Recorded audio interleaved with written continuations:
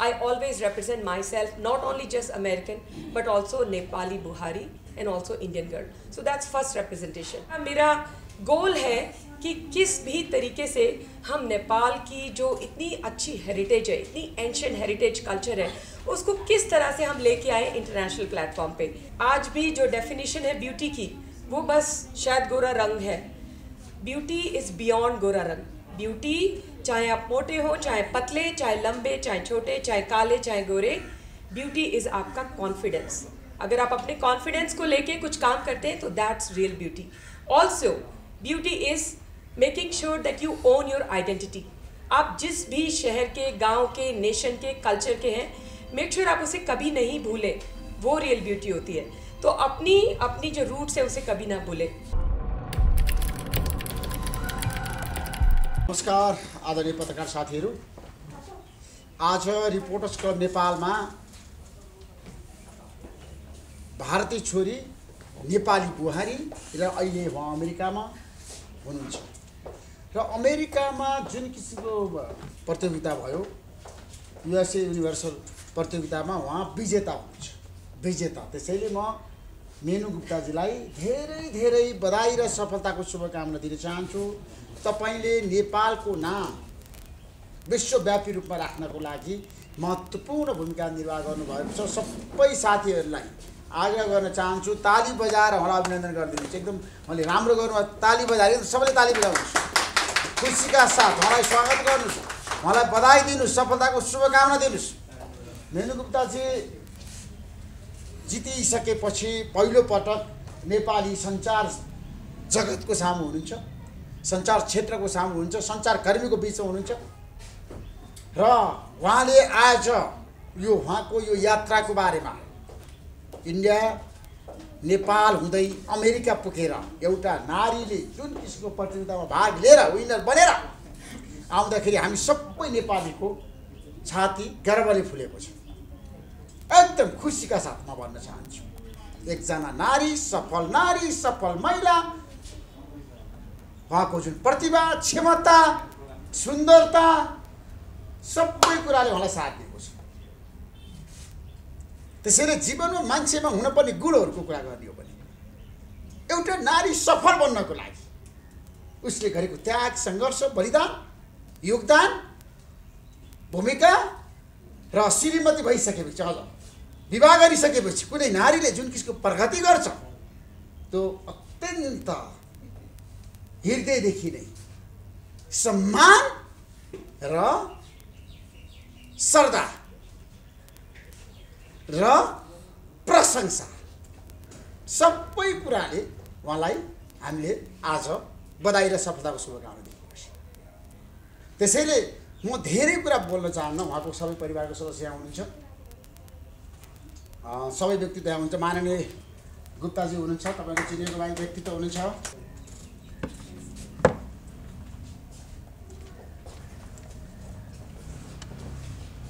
हाम्रा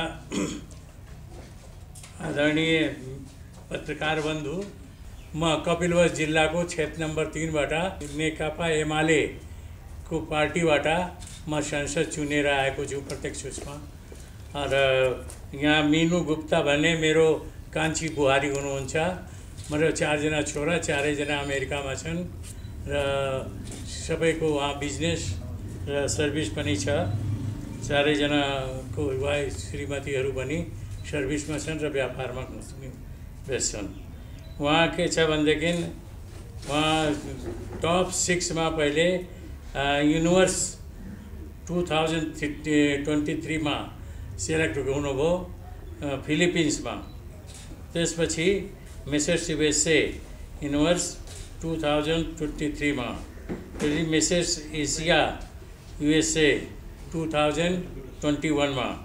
वहाँ technology leader माइक्रोसफ्टमा काम गर्नुहुन्छ। एक्जिक्युटिभ डाइरेक्टर नारी शक्तिमा पनि उहाँ वर्क गर्नुहुन्छ। एक्टिभिटिज फर डोमेस्टिक वायलेन्स एन्ड ट्राफिकिङ र उहाँ CEO एन्ड फाउन्डर IGNITE इग्नाइटमा उनको सिइओ हुनुहुन्छ। उहाँ यसबाट हुने आम्दानीको 20% माइती नेपाललाई डोनेट गर्नुहुन्छ। आफ्नो आम्दानीको 20% जुन यो इग्नाइटबाट जो आम्दानी हुन्छ। उहाँ तपाईँको अगाडि बस्नु भएछ। अब म यतिकैमा भनेर समय बढी नलिएर बिदा हुन्छु। धन्यवाद, नमस्कार। जस्तो मेनु गुप्ताजीको एउटा घोषणा हुँदैछ, जस्तो हाम्रो माननीय गुप्ताजीले भन्नुभयो, उहाँले चाहिँ आफूले कमाएको, आफूले जो मान्छेले काम गर्छ, काम गरेपछि उसले पैसा कमाउँछ, त्यो कमाएको पैसाको 20% चाहिँ डोनेट गर्ने माइती नेपाललाई। माइती नेपालले के काम गर्छ मैले भनिरहनु पर्दैन। त्यसैले म गुप्ताजीलाई धेरै धन्यवाद दिन चाहन्छु। मेनुजी, तपाईँले एकदम राम्रो काम गर्नुभएको छ। समाज सेवा भनेको यही हो। समाज सेवा भनेको बोलेर होइन, गरेर देखाउने क्या। तपाईँले गरेर देखाउनु हो।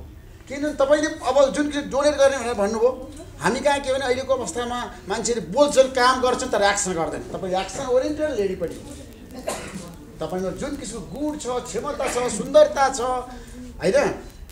त्यसैले गर्दाखेरि अब आफ्नो महत्त्वपूर्ण अभिव्यक्ति राखिदिनको लागि यो प्रतियोगिताका दौरानमा तपाईँले भोगेका भोगाइहरू, अप्ठ्याराहरू, सङ्घर्षहरू, कथाहरू र विजय प्राप्त गरिसकेपछि तपाईँले गरेका कामहरू र तपाईँको फर्दर फ्युचर प्लानको बारेमा पनि महत्त्वपूर्ण अभिव्यक्ति राखिदिनुको लागि म मेनु गुप्ताजी लागेको छु। Namaste everyone. Hello.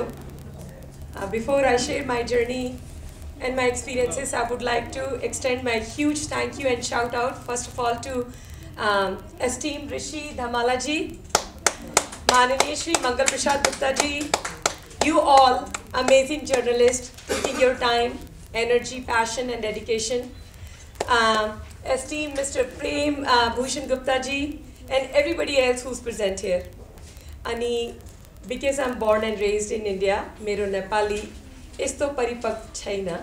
So ma क्षमा चाहन्छु that I'll be speaking in either English or if you allow in Hindi. Is that okay? क्या तपाईहरुलाई हिन्दी कि English important? English end Hindi both? Hindi? Hindi? बुझ्छ तपाईलाई Hindi? Okay, that's awesome. So yes, I'm Mrs. USA Universe 2023. In 2021, I got Mrs. Asia USA. But the moment that is close to my heart is when I became the first Indian Nepali woman to represent United States. When I wore the crown to be the first woman, and that brings a lot of emotions because मेरा जन्म India में हुआ, लेकिन मेरा विवाह हुआ नेपाल में. तो जो दोनों कल्चर्स का जो समावेश हुआ, तो अमेरिका में रहते हैं 338 मिलियन लोग, इंडिया में रहते हैं 1.4 बिलियन और नेपाल में रहते हैं 30 million. So I not only represent Americans, I represent Nepalese, my Nepal as well as Indians. So that's a proud moment for me that I give an example that I can represent all the cultures. So as I think of my marriage, my childhood, I have born and raised with limited resources. कि बहुत ज़्यादा पैसा नहीं था जब मेरा जन्म हुआ और जब मैं पली बड़ी, बहुत कम resources में पली बड़ी. लेकिन एक शिक्षा जो मेरे माता पिता ने दी वो ये थी कि चाहे पैसा कम ही सही, पढ़ाई में, एजुकेशन में अपना फोकस हमेशा रखना चाहिए. और उसी एजुकेशन की वजह से मुझे स्कॉलरशिप मिली अंडर ग्रेड में, पोस्ट ग्रेजुएशन में, और अमेरिका जाके जब MBA किया वो भी मेरी कंपनी ने पे किया. तो जो मेरे लाइफ का जो टर्निंग पॉइंट था वो ये था जब मेरी शादी हुई. और ये भी एक भगवान का शायद कोइंसिडेंस था. श्री मंगल प्रसाद गुप्ता जी जो माननीय मेंबर ऑफ पार्लियामेंट है यहाँ पे, उन्होंने मुझे पसंद किया अपनी बहू के रूप में. और फिर मेरा अमेरिका जाना हुआ. वहाँ जाके उन्होंने इतना प्रोत्साहन दिया. वहाँ जाके भी मैंने रुकी नहीं, वहाँ जाके मैंने MBA किया. एक छोटा सा वाक्य मुझे याद है. When my father-in-law came to meet me and he was asking me a question, tell me about the economy of USA, and that got me inspired. तो अमेरिका गई, वहाँ पे MBA किया. फिर अभी now I've been working for companies like Amazon, Microsoft, T-Mobile, and then I decided I should go for pageant. Pageant भी इसलिए किया क्योंकि कहीं ना कहीं मुझे लगता है कि आज भी जो डेफिनेशन है ब्यूटी की वो बस शायद गोरा रंग है. ब्यूटी इज़ बियॉन्ड गोरा रंग. ब्यूटी, चाहे आप मोटे हो, चाहे पतले, चाहे लंबे, चाहे छोटे, चाहे काले, चाहे गोरे, ब्यूटी इज़ आपका कॉन्फिडेंस। अगर आप अपने कॉन्फिडेंस को लेके कुछ काम करते हैं तो that's real beauty. Also beauty is making sure that you own your identity. आप जिस भी शहर के, गांव के, नेशन के, कल्चर के हैं, मेक श्योर आप उसे कभी नहीं भूलें, वो रियल ब्यूटी होती है। तो अपनी जो रूट्स है उसे कभी ना भूलें। Anyways, moving forward in future, now that I have won the title and I've been working in corporate for a long time, moving forward, my first goal is to make sure that I represent Nepal on an international platform. अभी मुझे कभी कभी बहुत दुख होता है कि जब मैं अमेरिका में कुछ लोगों से बात करती हूँ, उनको ये भी नहीं पता कि नेपाल एक कंट्री है। तो ये बहुत बड़ा गैप है शायद इंटरनेशनल प्लेटफॉर्म पे, that I wanted to bring to the surface. So today I own a company called Ignite. Ignite में I consult, I teach, I coach 360-degree coaching to queens and models and other girls and career mentorship. वहाँ पे मेरा एक ही गोल होता है कि how do I make sure that I show Nepali cultural heritage to the international platform. अभी I just got Mrs. Grand International की directorship. वहाँ पे I am creating a title called Mrs. Grand Nepal USA, so that when a participant comes on an international platform, people know that that's a country, that's a representation, that's a culture that we need to show on an international platform. तो एक ये बहुत बड़ा मेरा गोल है कि किस भी तरीके से हम नेपाल की जो इतनी अच्छी हेरिटेज है, इतनी एंशिएंट हेरिटेज कल्चर है, उसको किस तरह से हम लेके आए इंटरनेशनल प्लेटफॉर्म पे। एक बड़ा मेरे लिए जो लर्निंग थी जब नेपाल में शादी हुई, वो ये थी कि नेपाल में भी इतनी बड़ी डिवर्सिटी है। यहाँ पर भी नेवारी कल्चर है, ब्राह्मण हैं, गुरुंग हैं, मदेसी हैं, यहाँ पे बहुत बड़ी डिवर्सिटी है। तो पहले मुझे लगता था कि नेपाल में एक ही कल्चर होता है क्योंकि छोटी कंट्री है, बट जब आई तो वही जो चीज़ मैंने एक्सपीरियंस की, मैं चाहती हूँ कि वो इंटरनेशनली यूरोप के लोग, south Americans, Americans, Africans, everybody should know. And वहाँ से मैं चाहती हूँ कि टूरिज्म का जो है थोड़ा इंक्रीज हो हमारे नेपाल का। Trade should also go up. Once you have awareness about a country that has such a great, deeper heritage, ancient heritage, people should know and travel more and more.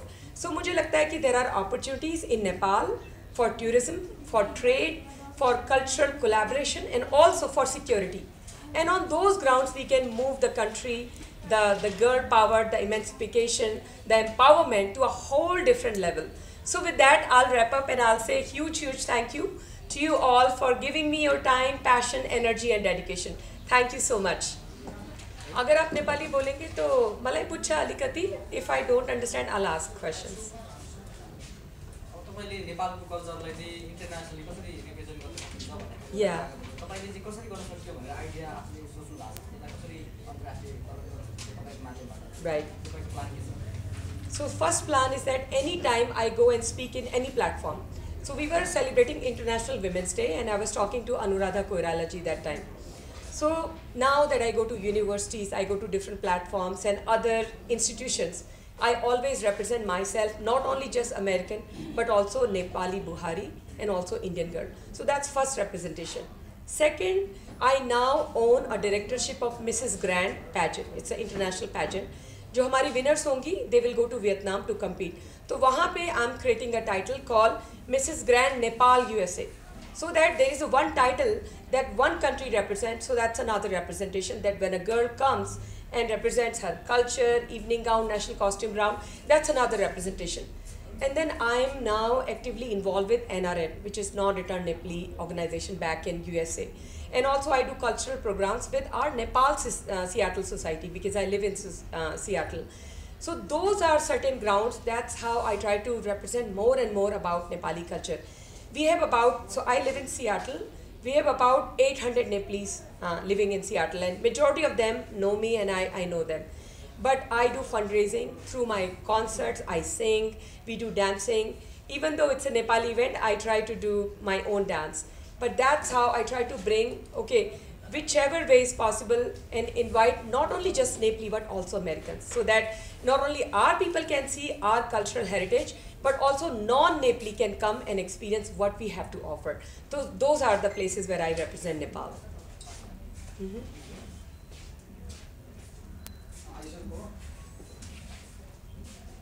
My question is, what's the actual purpose of this program in USA? Do you have any ideas? Say one more time, sorry. Actually, what the purpose of this program? This program in today? USA? So it's been 7 years since I have not come to my country, Nepal, as well as India. So after I won my competition, this is the first time I made my presence. This is my way or my medium through you all, and huge thank you to you all. Through you all, I wanted to share my experiences and perhaps maybe a line, one or two, inspirational line for girls, that why education is so important, why financial independence is so important, why owning your decision, owning your identity as a person, as a girl, as a nation, as a citizen is so important. So the purpose is really to create awareness about women empowerment, self-esteem. If I can do it, if I'm somebody who's born with limited resources, with very less money, if I can do it and achieve this feat, any girl in Nepal or India or anywhere in the world can do it. So that is really the purpose of making sure that my experiences, my journey can reach to most of the people in Nepal. Recently, during this speech, our country is very short country or Chota country, ji, ji, ji. Yes, do you explain what's the meaning of Chota country? Chota, I think Chota is not Chota. Chota is like population wise Chota, area wise Chota. जैसे India का जो area है, जो land है, वो America का 1/7 है अगर लैंड देखेंगे, लेकिन अमेरिका की जो पॉपुलेशन है वो इंडिया की 1/10 है. तो छोटा मतलब किसी का सेल्फ एस्टीम छोटा नहीं, छोटा मतलब छोटी पॉपुलेशन, वो मतलब है छोटे का. लेकिन छोटा मतलब ये नहीं है, देखिए आप कितना ज़्यादा यहाँ पर ऑफर है. We should be proud that we are Nepali citizen. We should be proud. I'm proud that I'm Nepali Buhari. When I came, we have Kapil Vastu. We have like so many amazing. When every time I come, if you go to Pokhara, even Switzerland, I don't know if you guys have seen pictures of Switzerland. Even Switzerland feels short of Pokhara. It's so beautiful. If you go to Raj Darbar or if you go to Pashupatinath, those cultural heritage, and just imagine if people in South America, they know about Pashupatinath and the beauty of Nepal, what will be the level of tourism? So if we have that level of transportation awareness, you can improve tourism, you can improve trade, you can improve collaboration, you can improve funding through like international platforms. So there is a lot more that this country has to offer to the international platform. That's what I'm trying to say. Even though we have 30-40 million people, but we have, I don't know, billions and billions worth of cultural heritage that we have to offer. So we are no less than any other country in the world. Could you please tell us what's the future planning? जी. Future planning अभी तो यही है, अभी जैसे मेरा जो company है इग्नाइट, उसका जो अर्निंग है, मैं चाहती हूँ कि मैं NGOs में यहाँ दूँ. अनुराधा कोइराला जी से एक बार मेरी चर्चा हुई थी, तो मैं चाहती हूँ women trafficking and domestic violence के लिए मैं जो है थोड़ा फंडिंग दूँ. दूसरा है निर्मला गावली जी, तो उनको मैंने इनवाइट किया था माइक्रोसॉफ्ट में विमेंस डे में. तो उनके NGO जिसका जो कोलैबोरेशन है अमेरिका में, उसका नाम है TRIFG. उस कोलैबोरेशन में भी मैं फंडिंग देना चाहती हूँ. मुझे ऐसा लगता है कि फंडिंग और आपका टाइम, ये दो बहुत ही अमूल्य रिसोर्सेज हैं जिसके थ्रू आप बहुत हेल्प कर सकते हैं. और तीसरा एक गोल है, वो है रिप्रेजेंटेशन. दुख होता है जब मुझे ये लगता है कि बहुत लोगों को इंटरनेशनली, यूरोपियन स्पेशली, जिनको नहीं पता कि नेपाल एक कंट्री है, वो बताना बहुत ज़रूरी है. इसलिए through ignite and through my own pageant जो मैंने अपना क्रिएट किया USA में, उसका नाम है मिसेस ग्रैंड USA, जहाँ पे नेपाल का एक टाइटल क्रिएट किया है. वो इसीलिए क्रिएट किया है कि ये बताने के लिए कि नेपाल एक कंट्री है. नेपाल कोई स्टेट या कोई सिटी या कोई पार्ट नहीं है. नेपाल अपने में एक इंडिपेंडेंट कंट्री है. तो अवेयरनेस बहुत ज़रूरी है, और जब तक वो अवेयरनेस नहीं होगी, मैं चाहती हूँ वो आगे एमेंसिफिकेशन नहीं होगा. और एक और प्लान है, एक प्रोग्राम है ओपेयर कल्चरल प्रोग्राम, जिसमें लड़कियाँ हर एक कंट्री से USA में आती हैं और कंट्रीज़ में भी जाती हैं. वहाँ पे वो पढ़ाई करती हैं, उनको 2 साल का वीज़ा मिलता है और वो एक फैमिली के साथ रहती हैं. तो मेरे साथ पिछले 6 सालों से मैक्सिकन, थाईलैंड, बहुत कंट्रीज़ की लड़कियाँ रहीं मेरे. उन्होंने बच्चों को देखा, उन्होंने पढ़ाई की, वीज़ा लिया, लेकिन उस प्रोग्राम में नेपाल अभी तक शामिल नहीं है. तो मैंने इस विषय में अपने ससुर जी माननीय श्री मंगल प्रसाद गुप्ता जी से चर्चा की है कि why Nepal is not part of this program. उनको फ्री एजुकेशन है, फ्री वीज़ा है और उनको कल्चरल एक्सचेंज मिलता है, वहाँ पे वो पढ़ती हैं, इंग्लिश अच्छी होती है, तो why Nepal is not part of that's an opportunity. तो इस अपॉर्चुनिटी को हम क्यों नहीं ले रहे? तो ये 4-5 जो है अभी के मेरे गोल हैं, जहाँ पे मैं चाहती हूँ कि मैं ये नेपाल के लिए या मेरी जो कंट्री है जिसमें मेरी शादी हुई उसके लिए मैं करूँ आगे। तो ये मेरे गोल है अभी। एकदम डेलिभरी स्पिच उहाँको एकदम राम्रो छ। एकदम म हृदयदेखि उहाँलाई सम्मान प्रकट गर्न चाहन्छु। एकदम उहाँले जुन किसिमको समाज सेवालाई नै मूल एजेन्डा बनाएर आज भारतीय चेली, नेपाली बुहारी, अमेरिकामा बस्ने एउटा नारीले जुन किसिमको चाहिँ युएसए युनिभर्सलमा विजय प्राप्त गर्नुभयो, यो चाहिँ हामी सबैको लागि गौरवको कुरा हो। विजय प्राप्त गर्नु मात्रै ठुलो कुरा होइन, उहाँले जुन घोषणा गर्नु माइती नेपाललाई दिन्छु भनेर, त्यो चाहिँ सबभन्दा ठुलो कुरा हो। त्यसैले तपाईँहरू सबले उहाँलाई ताली बजाएर सञ्चारकर्मीले एकदम विशेष सहयोग र समर्थन गर्नुहोस्। र सञ्चार जगतलाई म आग्रह गर्न चाहन्छु, मेनु गुप्ताजीले बोलेको कुरालाई राम्रोसँग कभरेज गरिदिनुहोस्, राम्रोसँग स्पेस दिनुहोस् र उहाँलाई पनि भोलि ओहो नेपाली मिडियाले मलाई साथ दियो भन्ने किसिमको एउटा गौरव महसुस होस्। त्यसमा त यहाँहरू सबलाई चाहिँ धन्यवाद दिँदै यो कार्यक्रम मैले, किन म एकदम धेरै व्यस्त थिएँ, मैले माननीयज्यूलाई हार नसकेर म आएको, मिटिङ छ, अहिले पनि म गइहाल्नु पर्ने छ। त्यसैले गर्दाखेरि यहाँहरू सबैलाई धेरै धन्यवाद दिँदै अब तपाईँहरू अरू केही बोल्नु छ कसैले? कार्यक्रम मेनुज्यू बहुत अच्छा लगा। Thank you so much. यो कार्यक्रम यही अन्त्य भएको घोषणा गर्न चाहन्छु। केही क्वेसन छ साथीहरू तपाईँहरूको? Thank you. Thank you so much.